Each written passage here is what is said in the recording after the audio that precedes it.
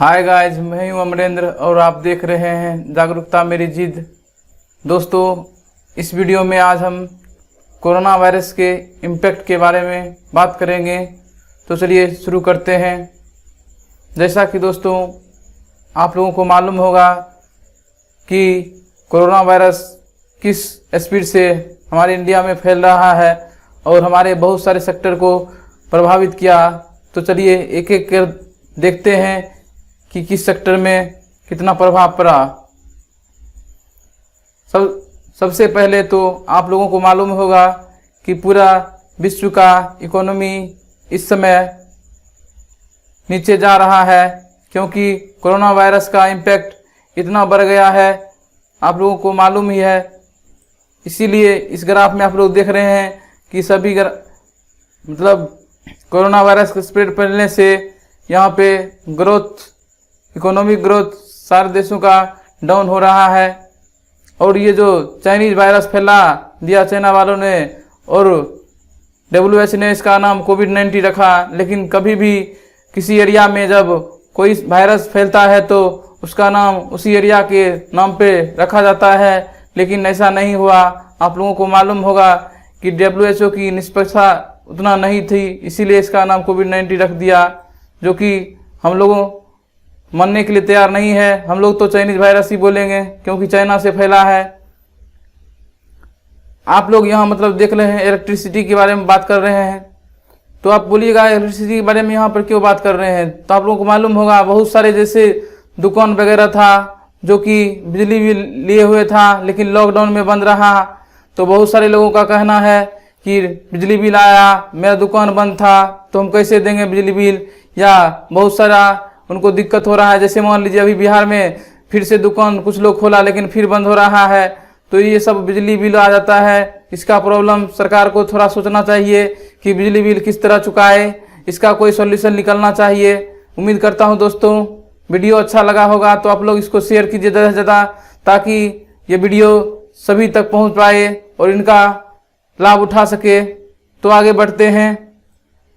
आप लोगों को मालूम होगा बहुत सारा स्टूडेंट मान लीजिए रूम रेंट लेकर बाहर में पढ़ रहा था, तो उनको रूम मालिक ने बोला रूम रेंट जमा कीजिए, नहीं तो निकल जाइए। उसमें देखे भी होंगे आप लोग कितना अफवाह फैला था।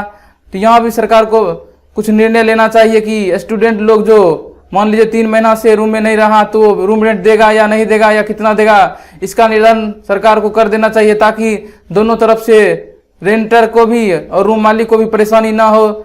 नहीं तो अभी तक तो पूरा रूम भाड़ा वसूला जा रहा है। ठीक उसी प्रकार जो आदमी बिजनेस कर रहा था रूम रेंट लेकर, उसके साथ भी इसी तरह का वातावरण हो रहा है। तो सरकार को कुछ सॉल्यूशन देना चाहिए, ताकि जो व्यापारी बिजनेस कर रहा था लॉकडाउन के चलते उसका दुकान बंद रहा है, फिर भी उसको रूम रेंट के लिए मालिक की तरफ से दबाव बनाया जा रहा है।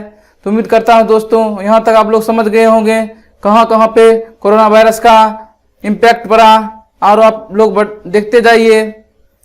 यहाँ पे देख रहे हैं आप लोग टूरिज्म सेक्टर, जो कि पर्यटन के लिए जाना जाता है, यहाँ पे सन्नाटा सा पड़ा हुआ है। इस सेक्टर में बहुत ही ज़्यादा कहिए तो एक तरह से घाटा हुआ है, यानी किसका इम्पैक्ट पड़ा है, और हमेशा ये ग्राफ नीचे ही जा रहा है।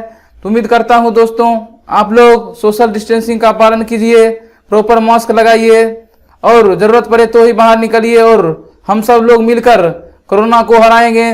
तभी जाके आज जो जिस सेक्टर में आप लोग हम दिखा रहे हैं प्रॉब्लम आ रहा है, सभी का सॉल्यूशन होगा। नहीं तो यह सब सेक्टर मान लीजिए इसी तरह बना रहेगा, और हम लोग आप लोग देखते रह जाइएगा।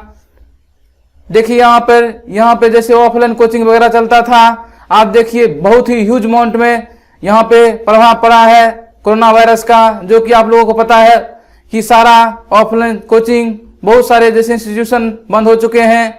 इस जगह पर भी कोरोना वायरस का बहुत जगह बड़ा असर पड़ा।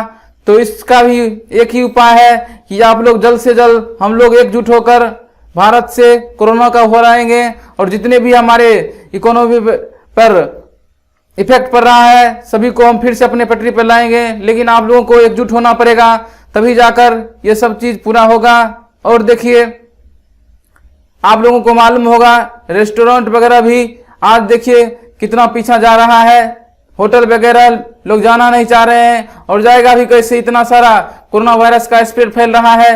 और इस सेक्टर में भी भारी गिरावट आया है। उम्मीद करता हूं दोस्तों आप लोग यहां तक समझ गए होंगे कि किस किस क्षेत्र में बहुत ज्यादा प्रॉब्लम आ रहा है। तो इस सब का एक ही सॉल्यूशन है, आप लोग एकजुट होकर कोरोना को हराइए और फिर से हमारे देश की अर्थव्यवस्था पटरी पर आ जाएगी।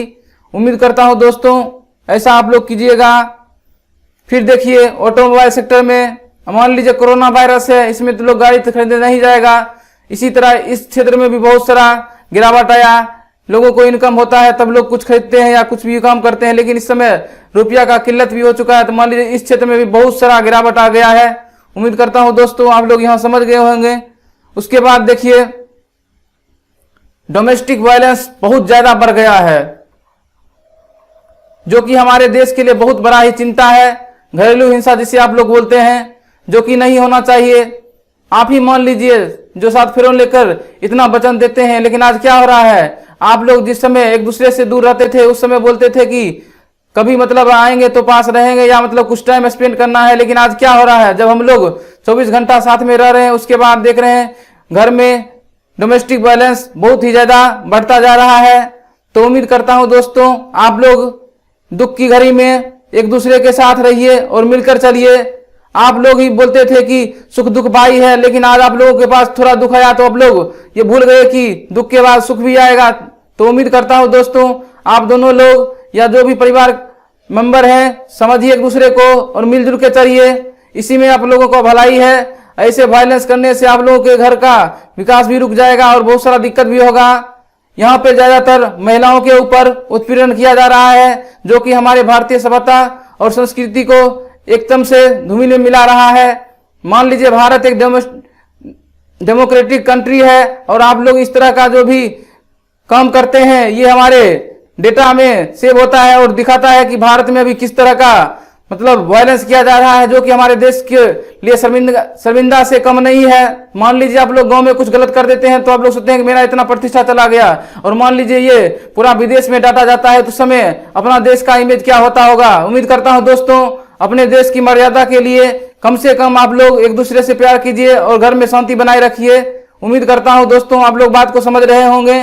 यहाँ पे ज्यादातर महिलाओं के ऊपर अत्याचार किया जा रहा है, जो कि गलत है। कुछ जेंट्स के भी ऊपर होता है मैं मानता हूं, लेकिन फिर भी आप लोग सोच समझ के चलिए। अगर मान लीजिए इससे भी ज्यादा कुछ हो रहा है तो आप लोग प्रशासन से संपर्क कर सकते हैं और अपनी सुरक्षा सुनिश्चित कर सकते हैं। उम्मीद करता हूं दोस्तों यहाँ तक आप लोग समझ गए होंगे।